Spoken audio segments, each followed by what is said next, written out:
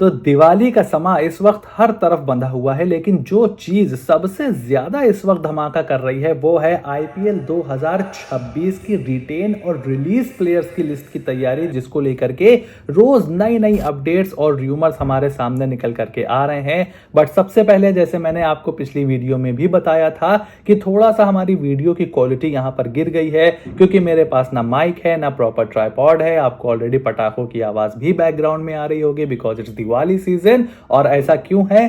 क्योंकि मैं अब मूव कर चुका हूं कोलकाता। मैंने पिछली वीडियो में भी बोला था कि भाई कोलकाता में घूमने की कौन सी जगह है, खाने पीने की बढ़िया कौन सी जगह है, और आप लोग ने बहुत सारे कमेंट्स किए थे, उसमें मुझे सजेशंस दिए थे। So thank you so much. मैं सबका रिप्लाई नहीं कर पाया, बट बहुत सारे लोग मीटअप की बात भी कर रहे हैं। तो क्या मीटअप रखा जाए कोलकाता में? कौन सी जगह सही रहेगी? अगर आप रखना चाहते हो मुझे कमेंट बॉक्स में लिख करके बताओ। और इस वीडियो में हम बात करने वाले हैं ऐसे 10 बड़े प्लेयरों की जो कि आईपीएल 2025 के ऑक्शन में बिके तो बड़े महंगे थे, लेकिन इस साल हो सकता है उनको रिलीज कर दिया जाए। So now without any further delay let's begin.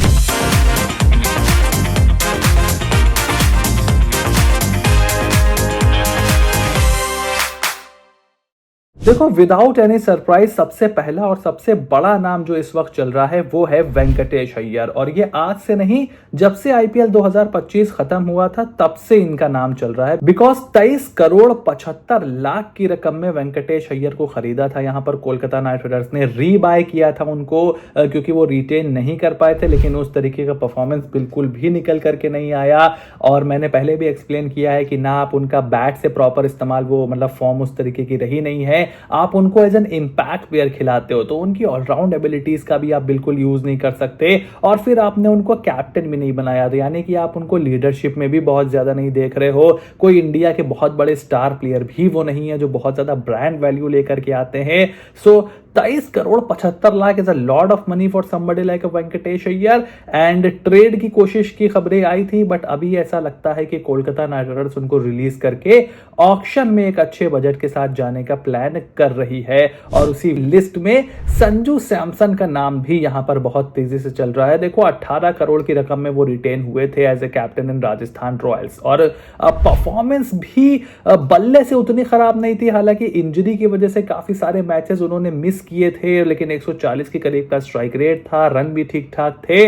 But कप्तानी और मैनेजमेंट के साथ इश्यूज बताए जा रहे हैं लंबे समय से। हम उस बारे में कई बार बात कर चुके हैं इन द चैनल। तो किसी को सरप्राइज नहीं होना चाहिए कि संजू सैमसन का नाम भी इस लिस्ट में है। उनको भी ट्रेड कराने की बहुत ज्यादा कोशिश की गई थी, but at this point of time ऐसा लगता है कि शायद ऑक्शन में जाने के चांसेस संजू सैमसन के बहुत ज्यादा है एज कंपेयर टू ट्रेड। उसके बाद दिल्ली कैपिटल्स इस मिनी ऑक्शन में बहुत तगड़ा बवाल काटने वाली है। मैंने पिछली वीडियो में भी आपको एक्सप्लेन किया था कि किस तरीके से संजू सैमसन के ऊपर दिल्ली कैपिटल्स की नजरें हैं, पार्थ जिंदल की आरसीबी के ऊपर नजरें हैं, और अब रिलीज प्लेयर्स में भी उनके बहुत बड़े बड़े मतलब महंगे प्लेयर वो छोड़ने वाले हैं, जिसमें सबसे बड़ा नाम मिचेल स्टार्क का चल रहा है। देखो, मिचेल स्टार्क के साथ ऐसा क्या मसला है दिल्ली कैपिटल्स का जो उनको वो छोड़ना चाहते हैं? उनकी परफॉर्मेंस से भी वो बहुत ज्यादा खुश नहीं थे। आपको याद होगा कि डीसी का स्टार्ट बहुत अच्छा हुआ था पिछले साल, मतलब आईपीएल में शुरू के आधे आईपीएल में वो टेबल टॉपर थे, लेकिन उसके बाद ऐसा डाउनफॉल उन्होंने देखा कि वो रिकवरी नहीं कर पाए और टॉप 4 में भी नहीं पहुंच पाए। सो वो बहुत ज्यादा निराश थे उसको लेकर के। अक्षर पटेल की कप्तानी के ऊपर भी सवाल हैं। उसके अलावा मिचेल स्टार्क T20 इंटरनेशनल से रिटायरमेंट ले चुके हैं। क्या आईपीएल फ्यूचर उनका रहेगा, इसके ऊपर भी काफी ज्यादा संदेह के बादल थे। So at this point of time ऐसा ही लगता है कि दिल्ली कैपिटल्स उनको भी रिलीज कर देगी, और उनके साथ साथ तकरीबन 11 करोड़ में खरीदे गए टी नटराजन को भी वो रिलीज कर देगी। अब टी नटराजन का केस बहुत क्यूरियस था। उनको खिला रही नहीं थी दिल्ली कैपिटल्स। फिर केविन पीटरसन से पूछा गया था कि भाई केपी भाई ये बताओ कि क्यों टी नटराजन को आप नहीं खिला रहे हो? तो उन्होंने कहा कि हमारा कॉम्बिनेशन ही इतना तगड़ा है और हमारे पास दुनिया से निराले ऐसे प्लेयर हैं कि हम टी नटराजन की जगह ही नहीं बना पा रहे हैं। वो फिट हैं बट हम उनको खिला नहीं पा रहे हैं। आईपीएल के बाद पता चला, जब उनके हेड कोच हेमंत बदानी साहब ने बोला कि भाई टी नटराजन इंजर्ड था तो हम उसको कैसे खिला लेते, और इंजरी प्रोन हमेशा से वो रहे ही हैं, तो टी नटराजन का भी यहां पर रिलीज होना दिखाई दे रहा है। और दिल्ली कैपिटल्स के ही एक और सलामी बल्लेबाज जेक फ्रेजर मैकगर्क, जिनको 9 करोड़ में खरीदा था दिल्ली कैपिटल्स ने, उनके भी रिलीज होने की खबर खबर निकल करके आ रही है। यानी कि अगर आप ये 3 प्लेयर वाकई में दिल्ली कैपिटल्स रिलीज कर देती है तो तकरीबन 30 करोड़ रुपए उनके पास इकट्ठा हो जाएंगे ऑक्शन के लिए, सिर्फ 3 प्लेयर्स को छोड़ के। इसके ऊपर फाफ डुप्लेसी वगैरह की भी बात चल रही है, बट उसके बारे में हम कभी और बात करेंगे। अभी हम सिर्फ रिलेटिवली एक्सपेंसिव प्लेयर्स के ऊपर फोकस कर रहे हैं। तो देखो, जेक फ्रेजर मैकगर को भी यहाँ पर परफॉर्मेंस बहुत ही खराब था पिछले साल, बहुत ज्यादा उनको फिर कंसिस्टेंसी से मौके भी नहीं दिए गए थे, ओपनिंग पार्टनरशिप्स में भी बहुत ज्यादा बदलाव थे। सो विल हैव टू सी कि क्या होता है, बट टी नटराजन, स्टार्क और फ्रेजर मैकगर में सबसे ज्यादा चांसेस यहाँ पर जेक फ्रेजर मैकगर के ही रिलीज होने के हैं। उसके बाद सनराइजर्स हैदराबाद की तरफ चलते हैं, जहां पर मोहम्मद शामी को 10 करोड़ में उन्होंने खरीदा था और अब लगता है मोहम्मद शामी को भी वो रिलीज कर देंगे। हालांकि शामी इस वक्त बहुत ज्यादा सुर्खियों में बने हुए हैं। पहले उनको इंग्लैंड नहीं लेकर के गए, उसके बाद एशिया कप नहीं लेकर के गए, अब उनको ऑस्ट्रेलिया नहीं लेकर के जा रहे हैं।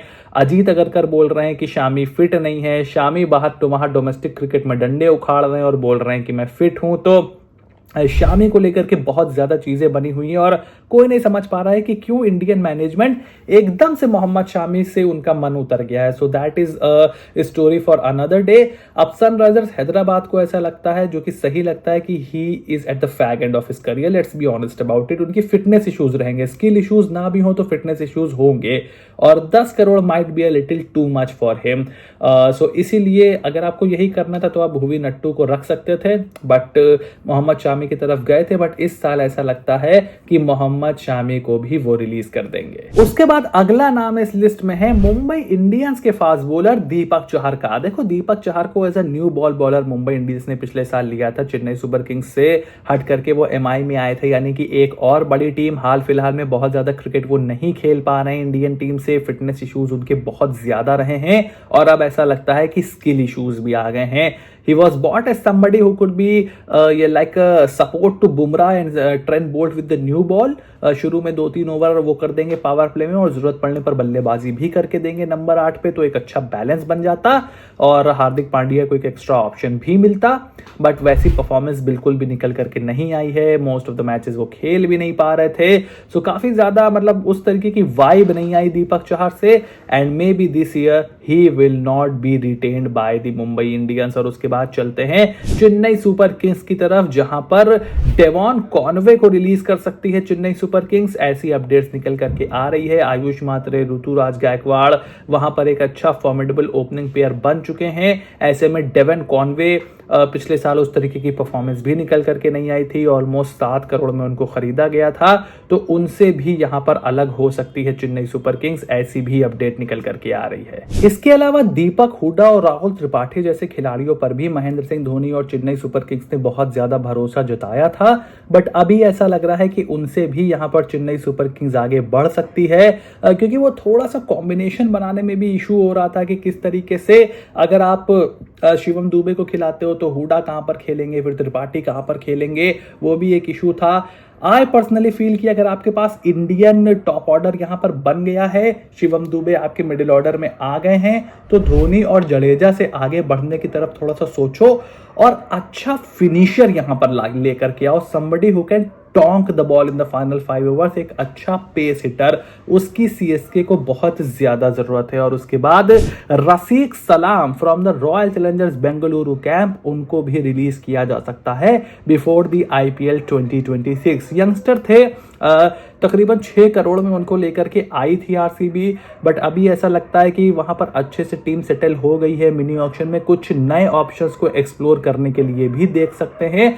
सो ये भी यहां पर एक चीज हो सकती है जो आरसीबी को कंपेल करे रफीक सलाम को रिलीज करने के लिए। तो ये थे आईपीएल 2025 की वो एक्सपेंसिव प्लेयर जो कि 2026 के मिनी ऑक्शन से पहले रिलीज किए जा सकते हैं और आपको एक बार फिर से ऑक्शन में एंट्री मारते हुए दिखाई दे सकते हैं। अब आपका क्या ओपिनियन है इस पूरी लिस्ट पर, मुझे कमेंट बॉक्स में लिख करके जरूर बताओ। चैनल को सब्सक्राइब करो, नोटिफिकेशन की घंटी बजाना भी बिल्कुल ना भूलना। और कोलकाता में अगर आप हो तो मुझे बताओ कि बढ़िया जगह घूमने की कौन सी है और कहां पर हम मीटअप रख सकते हैं। Stay tuned and I will see you soon in the next video.